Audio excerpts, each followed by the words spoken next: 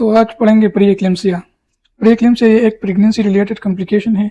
तो pre eclampsia में basically होता क्या है, आज इसके बारे में पढ़ेंगे।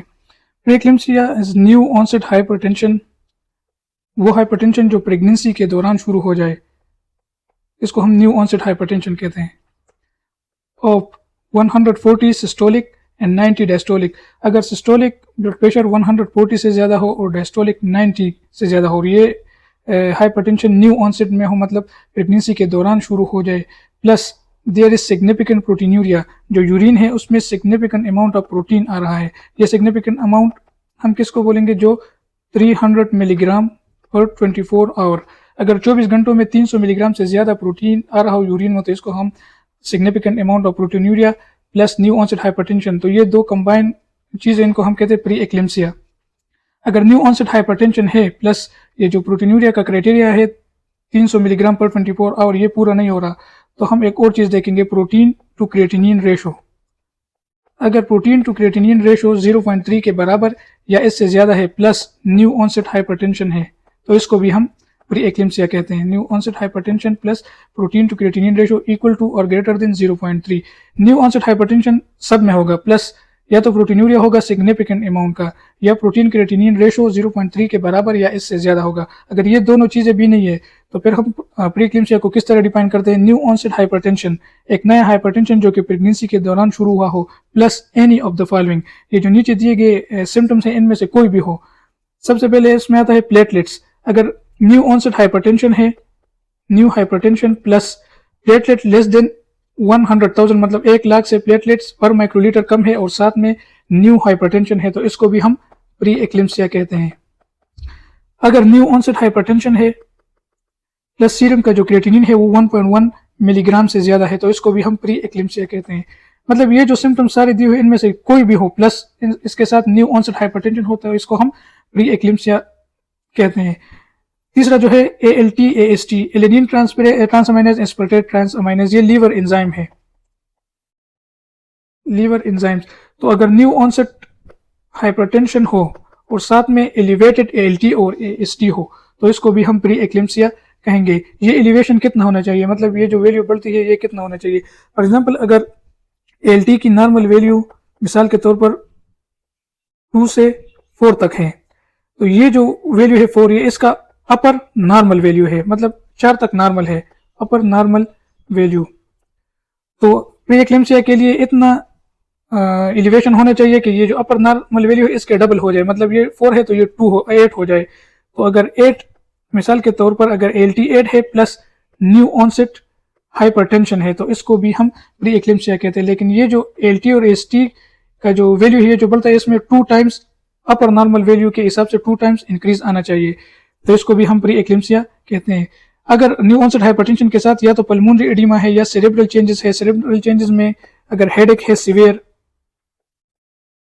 और समनोलेंस है, अकेलापन, या विजुअल्स कोई प्रॉब्लम है जिस तरह के विजुअल फील्ड डिफेक्ट्स, जिसको हम स्कोटोमा कहते हैं, विजुअल फील्ड डिफेक्ट्स जिसको हम स्कोटोमा कहते हैं, या ये है, या साथ में ब्लर्ड विजन है, तो हाइपरटेंशन के साथ कोई भी इसमें से कंबाइन हो जाए तो इस कंडीशन को हम प्री एक्लेम्सिया कहते हैं। अब प्री एक्लेम्सिया का जो हाइपरटेंशन है, ये इसके लिए गेस्टेशनल एज 20 वीक से ज़्यादा होना ज़रूरी है। अगर गेस्टेशनल एज 20 वीक से ज़्यादा है और हाइपरटेंशन है और साथ में any of the following symptom है, तो इसको हम प्री एक्लेम्सिया कहते हैं। इसका जो हाइपरटेंशन की वैल्यू है वो 140/90, ये ज़रूरी है। ये 140/90 के बराबर या इससे ज़्यादा होगा। और ये जो प्रोटीन्यूरिया है इसमें वो 300 मिलीग्राम पर 24 आवर के बराबर या इससे ज़्यादा होगा, तब इसको हम प्री एक्लेम्सिया कहते हैं। इसका जो एक सीवियर पाम है जिसकी प्रोग्नोसिस बहुत पुअर है, मतलब जो ठीक सही तरीके से नहीं होता, इसको हम कहते हैं हेल्प सिंड्रोम। हेल्प सिंड्रोम ये एक्लेम्सिया का एक पुअर प्रोग्नोसिस वाला फॉर्म है, जिसको हम कहते हैं हेल्प सिंड्रोम। हेल्प से मतलब क्या है, हेल्प से हेमोलिटिक अनीमिया, एच से हेमोलिटिक अनीमिया, EL से एलिवेटेड लीवर एंजाइम, LP से low platelets syndrome. HELLP syndrome mean haemolytic anaemia, elevated liver enzyme plus low platelet syndrome को हम कहते हैं हेल्प सिंड्रोम। इसकी जो काज है, एटियोलॉजी है, वो अननोन है। इसकी जो मेन रीज़न है वो अननोन है, लेकिन ये मेनली प्री एक्लिम्सिया के बाद होता है। प्री एक्लिम्सिया होता है, साथ में हेल्प सिंड्रोम भी आ जाता है। Pre eclampsia usually occur after pre eclampsia. इसकी जो पैथोफिजियोलॉजी है, इसमें जो मेन इंपॉर्टेंट थिंग है वो है एंडोथेलियल सेल डैमेज। अगर फॉर एग्जांपल ये ब्लड वेसल है और ये इसका जो इंटीरियर लेयर है इसको हम कहते हैं एंडोथेलियम, तो इसमें जो सेल है इसको एंडोथेलियल सेल कहते हैं। तो अगर ये एंडोथेलियल सेल डैमेज होते हैं या डिसफंक्शन हो जाते हैं या एक्टिव हो जाते हैं तो ये इसका मेन पैथोजेनेटिक इवेंट है। Endothelial cell damage, activation and dysfunction of microvasculature, और ये मेनली किस वेसल्स में, जो माइक्रो वेसल्स है, माइक्रो, इसमें अगर एंडोथेलियल सेल डैमेज या एक्टिवेशन या डिसफंक्शन होती है तो ये जाके वेजोस्पेज्म काज करती है। वेजोस्पेज्म की वजह से ये जो ल्यूमेन है, वेसल्स का जो ल्यूमेन है वो तंग हो जाता है और भी नैरो हो जाता है, जिससे जो आरबीसीज पास होते हैं तो वो आरबीसी डैमेज हो जाते हैं। तो जो आरबीसी डैमेज हो जाते हैं तो इसको हम कहते हैं हेमोलिटिक एनीमिया। और इसका जो मेन फॉर्म है, जिसका सही पूरा नाम है micro angiopathic, micro angiopathic mean microvasculature, micro angiopathic haemolytic anaemia, मतलब स्मॉल वेसल में जो हेमोलिसिस होती है तो इसको हम माइक्रो एंजियोपैथिक हेमोलिटिक एनीमिया कहते हैं। तो ये वेजोस्पेज्म से फिर नेरोल्यूमिन के बाद फिर जो आरबीसीज उस ल्यूमिन से गुजरते हैं तो वो डैमेज हो जाते हैं। इस डैमेज आरबीसी को हम शिस्टियोसाइट कहते हैं। तो फिर इसके बाद हेमोलिसिस, और हेमोलिसिस के बाद हेमोलिटिक एनीमिया, और फिर इसी हेमोलिसिस की वजह से जो इनडायरेक्ट बिलिरुबिन है, अनकंजुगेटेड बिलिरुबिन, इनडायरेक्ट बिलिरुबिन वो बढ़ जाता है ब्लड में। तो ये हो गया हेल्प सिंड्रोम का हेमोलिसिस। अब एलिवेटेड लीवर एंजाइम इसमें किस तरह होते हैं। ये जो एंडोथेलियल सेल डैमेज और डिसफंक्शन होता है इसकी वजह से माइक्रोथ्रोम्बिन बनते हैं। फॉर एग्जांपल अगर ये लीवर के अंदर एक माइक्रोवेस्कुलेचर है और इसमें ये एंडोथेलियल सेल डैमेज हो गए तो इधर एंडोथेलियल डैमेज के रिपेयर के लिए माइक्रोथ्रोम्बस बनेगा। तो ये माइक्रोथ्रोम्बिन अगर लीवर के अंदर, लीवर के माइक्रो सर्कुलेशन के अंदर बनते हैं तो ये इस्कीमिया काज करते हैं, और इस इस्कीमिया के बाद हेपेटोसाइट डैमेज होते हैं।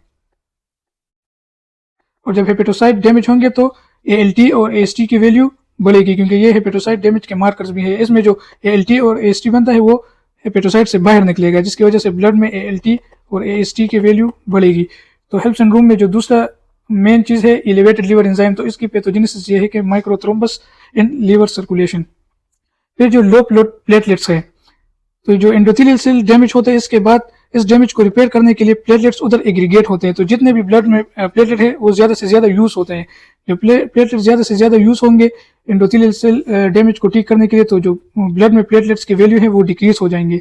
तो इसी वजह से हेल्प सिंड्रोम का जो तीसरा इंपॉर्टेंट कंपोनेंट है उसमें लो प्लेटलेट्स आ जाते हैं। तो इस कंडीशन को, जिसमें हेमोलिटिक एनीमिया हो plus elevated liver enzyme plus low platelets होते हैं, इसको हम कहते हैं हेल्प सिंड्रोम। इसकी जो एटियोलॉजी है वो तो अननोन है, लेकिन इसकी जो रिस्क फैक्टर है उसमें सबसे पहले है नलीपेरस। नलीपेरस वुमेन जिसने पहले no history of previous delivery, उसको हम नलीपेरस कहते हैं। अफ्रीकन और American womens, extreme of age, अगर 20 साल से उम्र कम है या 35 साल से ज़्यादा है, इन लेडीज में जो है हेल्प सिंड्रोम और प्री एक्लेम्सिया के चांसेस बहुत ज़्यादा होते हैं। SLE, सिस्टेमिक ल्यूपस एरिथेमेटोसिस, ये एक ऑटो इम्यून कंडीशन है, तो ये भी एक रिस्क फैक्टर है। प्लस टाइप 1 डायबिटीज मेलिटस, ये भी एक रिस्क फैक्टर है हेल्प सिंड्रोम में। मोलर प्रेगनेंसी, ये एक गेस्टेशनल ट्रोपोब्लास्टिक डिजीज है मोलर प्रेगनेंसी, तो इसमें भी हेल्प सिंड्रोम के चांसेस बढ़ जाते हैं। मल्टीपल गेस्टेशन, अगर एक से ज़्यादा फीटस बन रहे तो इसमें भी हेल्प सिंड्रोम के चांसेस बढ़ जाते हैं। अगर previous history of pre eclampsia है, मतलब इससे पहले भी जो डिलीवरी हुई थी या जो प्रेगनेंसी थी उसमें भी प्री एक्लेम्सिया की हिस्ट्री है, तो इससे भी हेल्प सिंड्रोम के चांसेस बढ़ जाते हैं। और ये जो एंडोथेलियल सेल डैमेज आता है और ये जो वेजोस्पेज्म होता है, इसका जो मेन रीजन होता है वो है फेलियर ऑफ रिमॉडलिंग। रिमॉडलिंग, ये जो स्पाइरल आर्टरी है, यूट्रस के स्पाइरल आर्टरी, ये जो प्लेसेंटा के अंदर आ जाती है, एक पार्ट होता है जिसको हम कहते हैं लेकुनी, तो ये स्पाइरल आर्टरी उधर आ जाती है, और ये जो लेकुनी के अंदर आ जाती है तो ये स्पाइरल आर्टरी अपना एंडोथेलियम लूज करती है, और ये एंडोथेलियम जब ये आर्टरी यूज करती है तो ये जो साइटोट्रोपोब्लास्ट है जिससे प्लेसेंटा बनता है, तो ये साइटोट्रोपोब्लास्ट जाके वो एंडोथेलियम को रिप्लेस करता है, जिसकी वजह से वो स्पाइरल आर्टरीज के जो वेसल्स होते हैं, जो एंडोथेलियम होता है वो रिप्लेस्ड होता है साइटोट्रोपोब्लास्ट के साथ, जिसकी वजह से वो ब्लड वेसल्स रिलैक्स होते हैं। तो अगर ये रिमॉडलिंग नहीं होती, फेलियर ऑफ रिमॉडलिंग होती है, ये एंडोथेलियम साइटोट्रोपोब्लास्ट के साथ रिप्लेस नहीं होता, तो इसकी वजह से वेजोस्पेज्म आती है। तो ये जो वेजोस्पेज्म आती है तो ये फिर प्लेसेंटा के अंदर एंडोथेलियल सेल डैमेज और फिर ये वेजोस्पेज्म माइक्रोथ्रोम्बाई और प्लेटलेट एग्रीगेशन होती है। दूसरा, ये जो वेजोस्पेज्म आती है इसके साथ प्लेसेंटल इस्कीमिया होता है, जिसकी वजह से प्लेसेंटा प्रो इन्फ्लेमेटरी मीडिएटर्स, मतलब जो इन्फ्लेमेशन काज करते हैं वो मीडिएटर रिलीज करता है, तो ये मीडिएटर फिर मैटरनल ब्लड की तरफ आ जाते हैं, मैटरनल ब्लड की तरफ।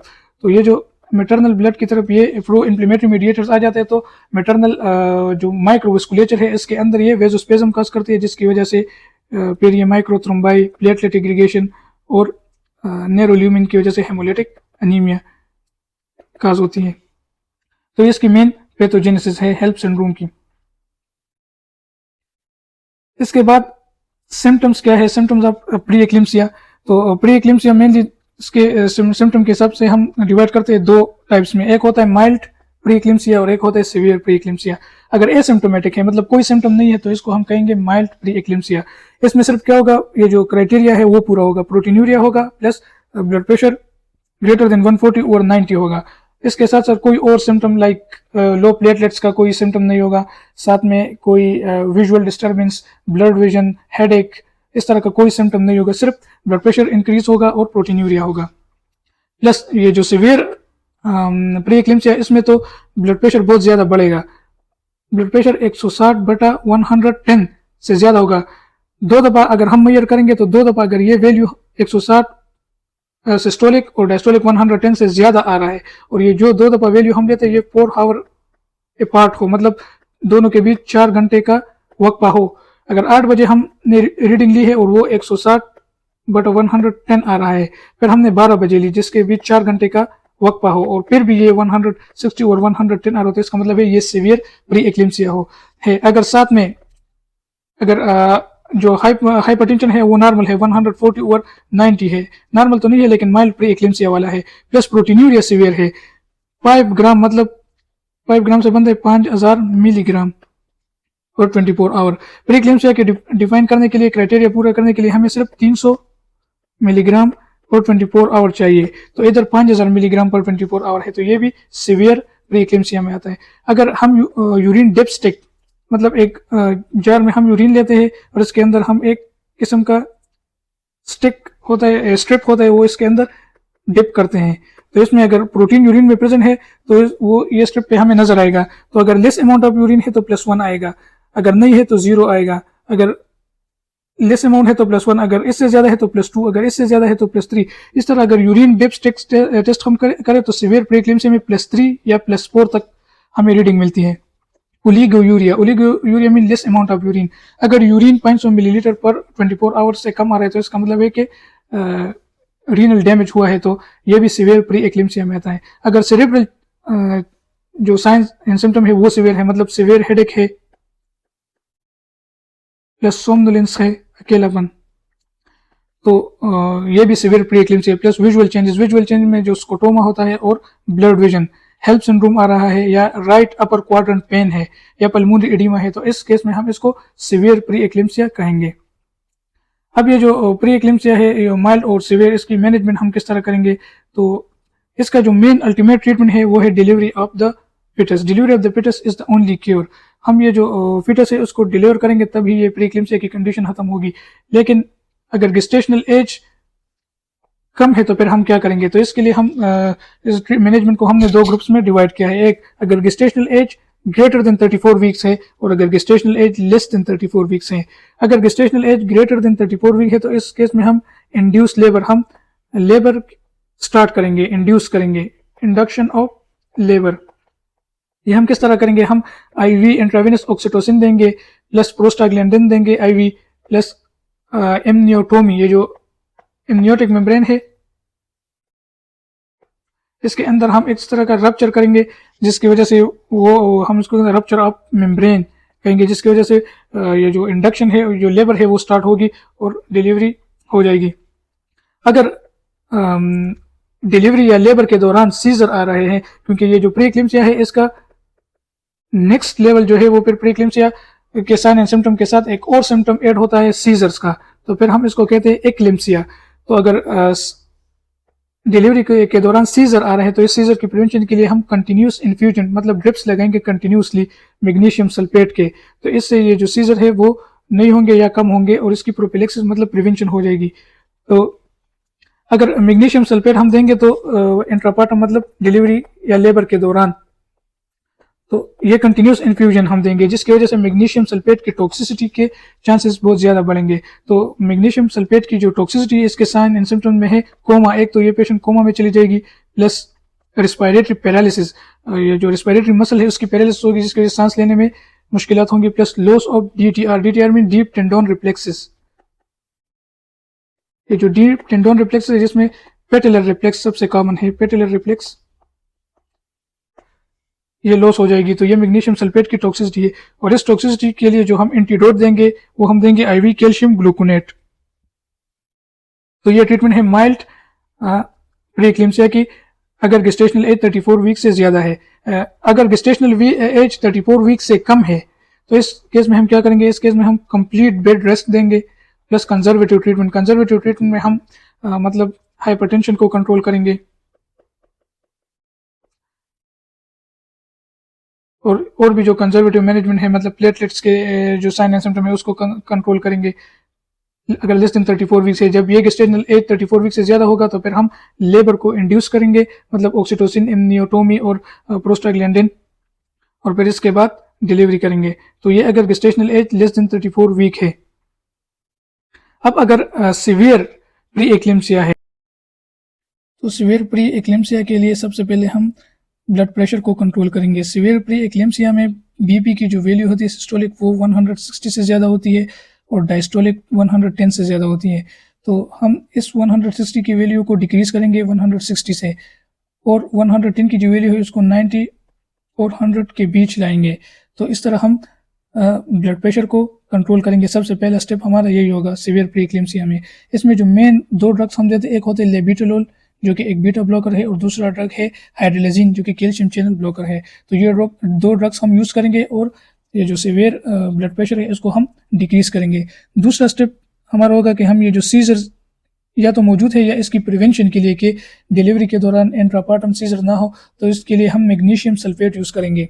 इसकी कंटिन्यूस इन्फ्यूजन मतलब ड्रिप्स की फॉर्म में हम यूज़ करेंगे। तो इससे क्या होगा, इससे ये जो सीजर आएंगे तो उसकी प्रिवेंशन हो जाएगी। इसके बाद अगर पेशेंट की कंडीशन स्टेबल है, अगर पेशेंट की कंडीशन स्टेबल है तो फिर हम डिलीवरी की तरफ जाएंगे। डिलीवरी या तो हम इंडक्शन करेंगे मतलब ऑक्सीटोसिन आईवी इंट्रावेनस ऑक्सीटोसिन और प्रोस्टाग्लैंडिन प्लस इम्नियोटोमी करेंगे जिससे लेबर स्टार्ट होगा और डिलीवरी हो जाएगी, या फिर हम सी सेक्शन करेंगे। तो ये सीवियर प्री एक्लेम्सिया की मैनेजमेंट है। इसके साथ जो कॉम्प्लिकेशन होती है प्री एक्लेम्सिया की, तो सबसे पहले और इसमें आता है प्री सीजर्स। तो अगर प्री एक्लेम्सिया के साथ सीजर आ जाए तो इस कंडीशन को फिर हम कहते हैं एक्लेम्सिया। प्रीटर्म प्रीटर्म या प्री मेच्योर बेबी पैदा होगा क्योंकि हम खुद इंड्यूस करेंगे, इंडक्शन देंगे, क्योंकि इसका जो प्री एक्लेम्सिया है इसका सिर्फ जो क्योर है वो है डिलीवरी। तो हम प्रीटर्म इंडक्शन ऑफ लेबर करेंगे जिससे बच्चे प्रीटर्म पैदा होगा। फीटल डिस्ट्रेस, ये जो वेजोस्पेज्म आ रहा है, जो वेजो कंस्ट्रक्शन हो रही है जिसकी वजह से प्लेसेंटल की जो प्लेसेंटल को जो ब्लड मिल रहा है वो सही पूरे तरीके से नहीं मिलेगा जिसकी वजह से प्लेसेंटल इनसफिशिएंसी होगी जिसकी वजह से फीटल डिस्ट्रेस होगा। फीटल मैटरनल डेथ, ये इसके भी चांसेस हो सकते हैं। डिसेमिनेटेड इंट्रावेनस के कोएगुलेशन, ये जो माइक्रो सर्कुलेशन है इसके अंदर, डिसेमिनेटेड मतलब पूरी बॉडी में जो माइक्रोवेस्कुलेचर है इसके अंदर कोएगुलेशन मतलब इसके अंदर छोटे छोटे क्लॉट्स बन जाएंगे जिसको हम कहते हैं disseminated intravascular coagulation. Plus cerebral haemorrhage, क्योंकि वो वेजोस्पेज्म है और हाइपरटेंशन भी है जिसकी वजह से सेरेब्रल हेमरेज और प्लेसेंटल एब्रप्शन मतलब ये जो प्लेसेंटा है यूट्रस से डिटैच हो सकता है, इस कंडीशन को प्लेसेंटल एब्रप्शन कहते हैं। तो ये इसकी मेन कॉम्प्लिकेशन है प्री एक्लेम्सिया की। इसके बाद जो कंडीशन होती है वो होती है प्री एक्लेम्सिया। अगर प्री एक्लेम्सिया है प्लस साथ में सीजर स्टार्ट हो जाए तो इस कंडीशन को हम कहते हैं एक्लेम्सिया। मतलब प्री एक्लेम्सिया प्लस सीजर, तो इसको हम कहते हैं प्री एक्लेम्सिया। सीजर किस तरह के होंगे, सीजर को हम ग्रैंड माल, इसमें जो सीजर होंगे वो grand mal type of seizure होंगे। अब ये grand mal type of seizure को हम टोनिक क्लोनिक सीजर भी कहते हैं, tonic clonic seizure. Grand mal seizure या टोनिक क्लोनिक सीजर क्या होते हैं, सबसे पहले इसमें बॉडी जो है वो स्टिफन सख्त हो जाती है, मतलब टोनस स्टिफनेस, और दूसरा स्टिफनेस के बाद जर्क की मूवमेंट स्टार्ट हो जाती है, क्लोनिक जर्क की मूवमेंट। तो इसलिए हम इसको ग्रैंड माल सीजर या टोनिक क्लोनिक सीजर कहते हैं। पहले बॉडी स्टिफ हो जाती है, इसके बाद जर्क की मूवमेंट स्टार्ट होती है। तो ये जो एक्लिम्सिया में सीजर होते हैं वो ग्रैंड माल सीजर या टोनिक क्लोनिक सीजर होते हैं। इसके जो सिम्टम्स है एक्लिम्सिया के, तो ये जो प्री एक्लिम्सिया के सिम्टम होंगे मतलब hypertension, proteinuria, visual problems, cerebral problems, pulmonary oedema, ये सिम्टम होंगे, प्लस साथ में सीजर्स हो जाएंगे, तो फिर हम इसको एक्लिम्सिया कहते हैं। तो ये इसकी मेन सिम्टम है। इसकी जो ये जो प्री एक्लिम्सिया है इसकी जो मैनेजमेंट है, सबसे पहले इसका भी जो ट्रीटमेंट है, only treatment is delivery. Delivery से ये जो कंडीशन है ये ठीक हो जाती है। तो सबसे पहले हम इसका जो मेन और अल्टीमेट ट्रीटमेंट है वो है डिलीवरी।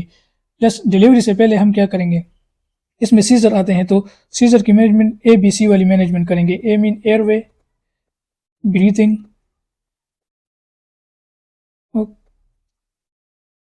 कार्डियोवेस्कुलर सपोर्ट, ये 3 चीज़ें हम करेंगे। एयरवे को मेंटेन रखेंगे, ब्रीथिंग को बरकरार रखेंगे और ये जो कार्डियोवेस्कुलर सपोर्ट है वो देंगे। मतलब अगर हार्ट रेट डिक्रीज हो रहा है तो साथ में हम एड्रेनलिन देंगे। तो ABC वाला जो आम सीजर में हम करते हैं तो वो करेंगे। प्लस इसके साथ ऑक्सीजन देंगे, सप्लीमेंटल ऑक्सीजन। ये तो इसका पहला। दूसरा स्टेप हो गया इसके साथ magnesium sulphate. Magnesium sulphate continuous infusion देंगे जिससे सीजर्स डिक्रीज या ख़त्म भी हो जाएंगे सीजर, प्लस प्रोपेलेक्सिस डिलीवरी के दौरान जो सीजर आएंगे तो इसकी प्रोपेलेक्सिस भी होगी, तो मैग्नीशियम सल्फेट देंगे। ये जो BP है, ब्लड प्रेशर, इसको मेंटेन रखेंगे, इसको कंट्रोल करेंगे। जो दो ड्रग्स है, लेबिटोलोल और हाइड्रोलेजिन,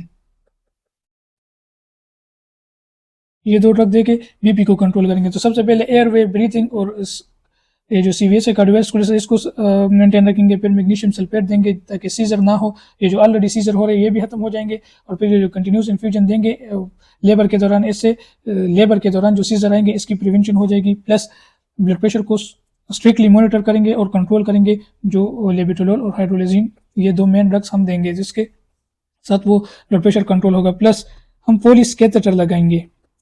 पोलिस कैथेटर ये एक यूरिन कैथेटर होता है, तो इससे हमें पता चलेगा कि यूरिन का इनपुट क्या है और आउटपुट क्या है, मतलब कितना फ्लूइड जा रहा है और कितना बाहर आ रहा है। तो इस ये जो पोलिस कैथेटर है और जो यूरिन इनपुट और आउटपुट है, इससे हमें ये पता चलता है कि टिश्यू की परफ्यूजन कैसी है। टिश्यू परफ्यूजन इससे हम फाइंड करते हैं। अगर टिश्यू को मतलब सही तरीके से ब्लड मिल रहा है तो ये जो ग्लोमेरुलर फिल्ट्रेशन रेट है, ये जो यूरिन बन रहा है 1 ml पर मिनट, वो सही होगा, नॉर्मल होगा। तो इससे इसका मतलब यह है कि टिश्यू परफ्यूजन सही है और यूरिन बाहर आएगा सही मकदार में। अगर यूरिन पोलिस कैथेटर के थ्रू कम आ रहा है तो इसका मतलब है कि टिश्यू की हाइपो परफ्यूजन मतलब डिक्रीज परफ्यूजन हो रही है, टिश्यू को सही पूरा ब्लड नहीं मिल रहा है। तो पोलिस कैथेटर का ये फायदा होगा। इसके बाद जब पेशेंट की कंडीशन स्टेबल होगी, मतलब सीजर्स भी नहीं होंगे, ब्लड प्रेशर भी कंट्रोल होगा, तो इसके बाद हम फिर डिलीवरी करेंगे। और इस डिलीवरी को हम इमरजेंसी बेसिस पे करेंगे, तो इमरजेंसी डिलीवरी ये इसका ऑप्शन है। पहले हम ABC करेंगे, फिर मैग्नीशियम सल्फेट देंगे, फिर ब्लड प्रेशर कंट्रोल करेंगे, फिर इमरजेंसी डिलीवरी करेंगे। और ये जो पोस्टमार्टम पीरियड होते हैं, मतलब डिलीवरी के बाद पोस्टमार्टम 48 घंटे तक सीजर्स के चांसेस होते हैं कि इसमें सीजर्स आएंगे। तो इसके लिए हम पोस्टमार्टम सीजर के लिए हम प्रोपेलेक्सिस देंगे, मतलब मैग्नीशियम सल्फेट देंगे, या IV डायजिपाम, एक और ड्रग हम यूज़ करते हैं IV डायजिपाम, ये देंगे जिससे ये जो सीजर्स है वो कंट्रोल हो जाएंगे। इसकी जो ये जो एक्लिम्सिया है तो इसकी कॉम्प्लिकेशंस, एक तो वही प्री एक्लिम्सिया वाले कॉम्प्लिकेशन होंगे ज़्यादातर, प्लस इसमें एस्पायरेशन नमूनिया के चांसेस ज़्यादा होंगे। एस्पायरेशन नमूनिया, क्योंकि इसमें सीजर होंगे और किसी भी सीजर में एस्पायरेशन नमूनिया के चांसेस ज़्यादा होते हैं। जो गैस्ट्रिक कंटेंट है ये सीजर के दौरान लंग्स के अंदर चले जाते हैं, जिसको हम एस्पायरेशन नमूनिया कहते हैं। प्लस इसमें सेरेब्रल हेमरेज, जो कि ब्लड प्रेशर इसमें ज़्यादा होता है तो इसमें सेरेब्रल हेमरेज के चांसेस भी होते हैं। प्लस इस सेरेब्रल हेमरेज की वजह से या ये जो वेजो कंस्ट्रक्शन की वजह से हाइपोक्सिक मतलब decrease supply of oxygen encephalopathy, hypoxic encephalopathy, ये भी एक कॉम्प्लिकेशन है एक्लिम्सिया की। प्लस इसमें जो थ्रोम्बो एम्बोलिज्म है, थ्रोम्बो एम्बोलिक इवेंट इसमें ज़्यादा होते हैं, थ्रोम्बो एम्बोलिज्म। तो ये इसके मेन कॉम्प्लिकेशन है, aspiration, pneumonia, cerebral haemorrhage, hypoxic encephalopathy, thrombo embolism.